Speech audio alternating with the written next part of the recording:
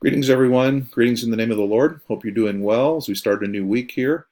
And thanks for your engagement with the Dupree text. And I've been reading through those responses and all.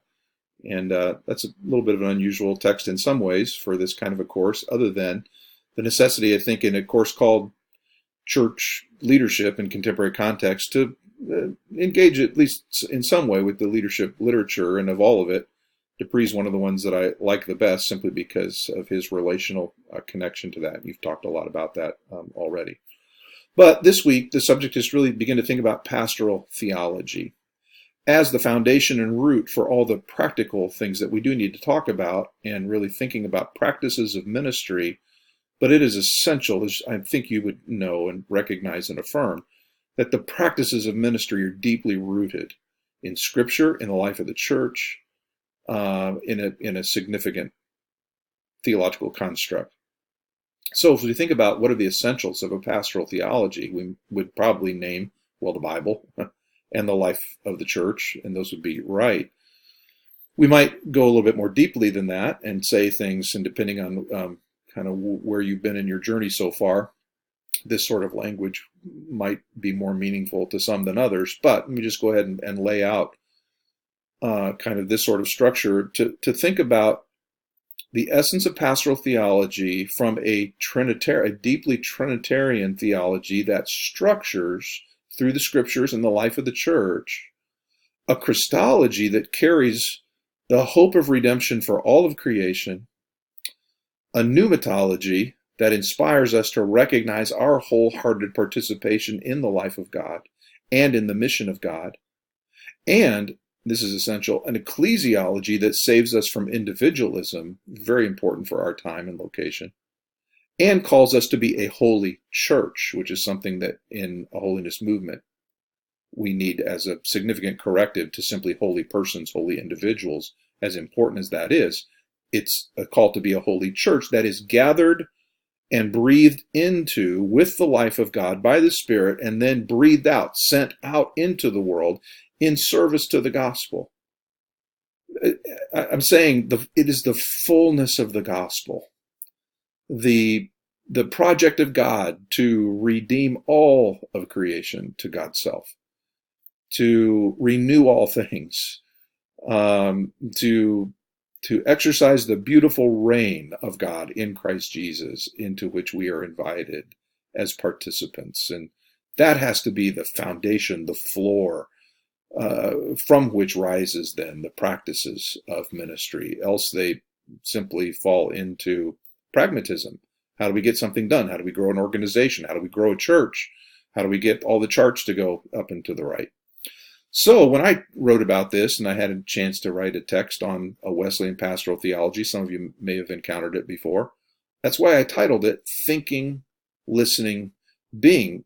Partly because I just wanted to move away from the things I think we have a temptation to move to first, which are more like doing and power and strategy and keys and, the things that are going to put us on the map. Not that that's all bad. We need to think strategy and mission and all of that. But I think to think rightly, to listen well to God and to one another, and then to think about who are we to be prior to what are we to do, it seems to me to be critically important. Let me just note very quickly a little book by Jason Vickers, Nazarene background. He teaches now. He's a United Methodist scholar, teaches at Asbury. Minding the Good Ground. I forget the subtitle exactly. But it's just a simple little book, and I like what he's doing, just looking at the tension between what he calls the prophets and the pragmatists, the voices saying we need to go back to recover kind of who the church calls us to be and the gospel calls us to be. And then the pragmatists who are saying, well, this is the new way. We need to do this and that and the other thing to see the church thrive. And he's trying to bring those things together in tension and to say what the church really needs to be doing more than anything. In fact, let me read a little quote from him. It's from page 45 of that little book. And he says, the church that truly yearns for renewal will commit herself to one thing above all else. She will invite the Holy Spirit to come. And she will do so continuously until the Spirit shows up. She'll do so at the outset of every worship service, staff meeting, educational offering, and every other phase of her life. Her constant prayer will be, "Come, Holy Spirit." And so, that's. It looks like I've frozen up, so that's why I'm paused here. Okay, sorry about that. I'm not sure why that little freeze there happened, but hopefully this will be able to pick up right from where I left off. I was quoting from Jason Vickers, and I hope you got all of that. Just the idea that it really is our reliance upon, our passion, our hunger for the work of the Spirit in us and among us that has to be foundational for this. So to think about a pastoral theology that is rooted biblically and in the life of the church. So just a few comments about that. This sharpened in my mind when I was assigned my first assignment as a pastor of a local church, and realized pretty quickly that if I was going to organize my life simply on the basis of trying to get this organization to grow and thrive and be more healthy and all that, it would fairly exhaust me and wear me out. I needed a deeper basis than that. I needed a biblical foundation, rhythms of the life of the church that go beyond just always trying to get bigger, greater, faster, whatever. And so part of what was really helpful to me here is certainly searching the scriptures beyond the pastorals, which are very helpful, but to really look at the whole of Scripture and to look at, in fact, one of the questions I'm asking you to reflect on, I think, this week is, I'd like you to think about what biblical images or image might come to mind, whether it's a character or an incident, a narrative, or an admonition, an exhortation, that would help to give a robust image of what the life of a spiritual leader, of a pastor, ought to look like, ought to do, ought to be, and then ought to do in the life of in the context of congregation. And so there's a lot of them you can think about, from all the way through Old Testament to New Testament. And so you can think about Moses, Jonah, Ezekiel. There are a number of them you could name. Of course, we think about Jesus and what do we learn there.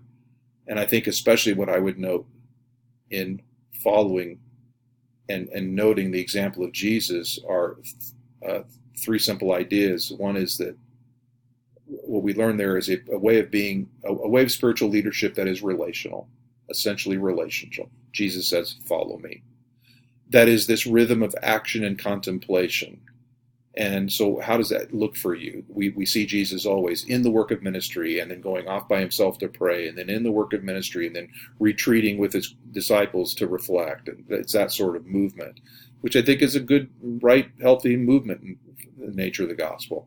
So thinking about what that looks like. And then it's essentially sacramental. And what I mean by that, it's this call and response of grace. Grace offered, grace responded to, grace lived into. And those are the things I want to think about in terms of what a pastoral ministry ought to look like that reflects the character of Jesus. Part of the reason that's so important is because otherwise, well, I'll just tell you this story.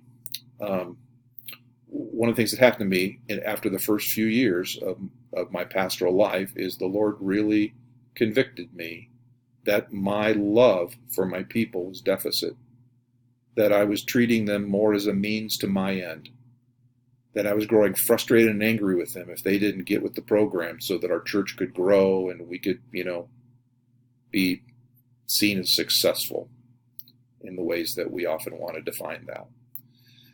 And I had to repent and really begin to pray deeply that the Lord would teach me how to love truly to love my people and to love the congregation and the community to which God had sent me. God did a significant work in me, and maybe someday we might have more opportunity to talk about that. But it shifted, it transformed the way I thought about and then practiced the work of ministry. So to think theologically about pastoral theology, it's just the shift. Partly it's the shift from thinking in terms of, okay, what's the bag of tricks? What's the what's the latest, greatest program or whatever that's going to really put us on, to a biblical focal point. And one of the things that really helped me with that is to think about that what we're trying to do is call out a community that doesn't naturally exist in the world. A community called the people of God, the body of Christ, the fellowship of the Spirit. And boy, that calls for some different things. It even calls for us to organize our life a little differently. And so we had to change our language, our calendar, our structure to reflect kingdom life and kingdom values more, and culture and context a little less. In fact, sometimes to be intentionally counter-cultural in those ways. Just a very quick example that I don't have time to explain, but I'll just note it so you have a little idea of what I'm talking about. For example, I recognize if we pay more attention to Mother's Day than we do to Pentecost Sunday, we just taught something that I don't think we meant to teach. Now, you can't ignore Mother's Day to your peril. You would, but you also, I wanted us to organize and find the rhythm of our life together around the story of the gospel, which is why the Christian year gets to be so important, because we want to keep telling in this rhythmic way the story of our redemption in the birth, life, death, resurrection, ascension of our Lord Jesus, right? And so that starts to shape all kinds of things if we think about what it means for us to be, as a people, as a congregation, an authentic reflection of the very kingdom of God. So it makes us ask different questions. If we think about what are the characteristics of the reign of God in our midst, well, we start to name things like mercy, love, forgiveness, inclusion, healing. You could think with me about what all those might be, and then just begin to ask the questions: how do those show up among us? Are they operative among us? Are we living into those realities? Well, that starts to very much shape then how I think about spiritual leadership, pastoral leadership in the midst of that. And there's so much we could talk about in all of that. But just to note maybe some key things in that. So the reign of God in the world would create. Let me back up. Let me give it a different way of saying it. And I'm borrowing this from a good friend who uses this language a lot. Some of you know who I'm talking about. But the image of Isaiah 11, who, when Isaiah is describing what would it look like when the reign of God is completely in play in the world. And in his imaginative, poetic way, he says, well, it'd be a place like where lions and lambs lie down together in peace, and tigers and oxen get on together, and children and cobras don't harm one another, and that image. Which we say, well, that doesn't happen anywhere in the world. Right.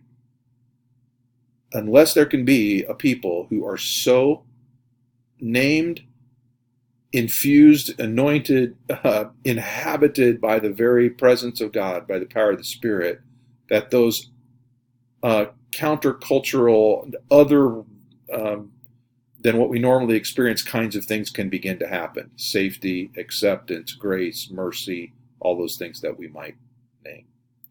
So a place where relative diversity is embraced, where there's an intergenerational focus, where we recognize we're all in this together, where maybe the quickest way to say it right now is where the place of the weakest is the real indication of our health.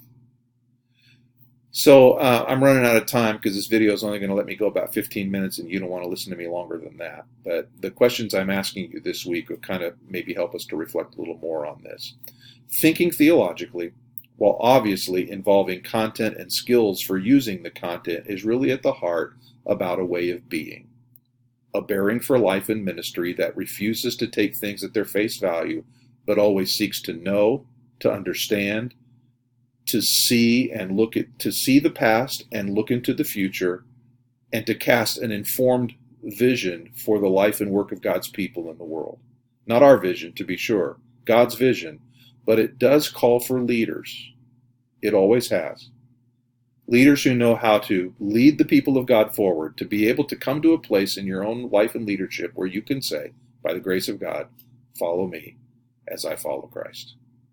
Well, there'll be more in the questions that you look at, and hopefully in our forum discussions. God bless you. Talk to you soon.